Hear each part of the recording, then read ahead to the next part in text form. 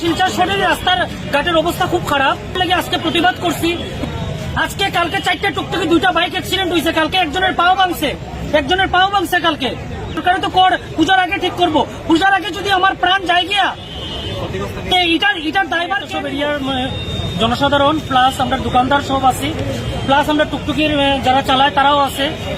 আমরা আজকে বিগত আজকে 1 বছর হইব না, 1 বছর যাবৎ, 1 বছরের বেশি হইব আমরা হসপিটাল রোডের রাস্তা দিয়ে না, পুরা শিলচর শহরের রাস্তার ঘাটের অবস্থা খুব খারাপ।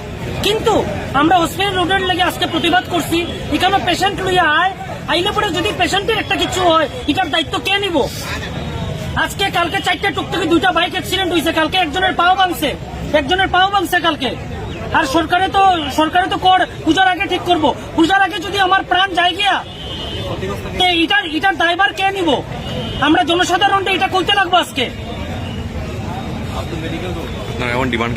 আমরা ডিমান্ড হইলো আজকে আমরা রাস্তা লিখিত ভাবে দিতে লাগবো।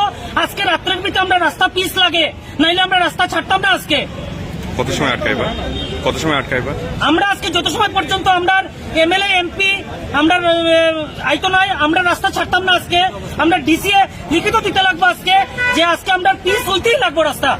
আমরা কোনো মাটি ভরাট হইতো না, কোনো পাথর দিয়ে হইতো না। আজকে আমি কোনো দল না, কোনো সংগঠন না, আমরা এজ এ পাবলিক আজকে আমরা ভুক্তভোগী দাদা।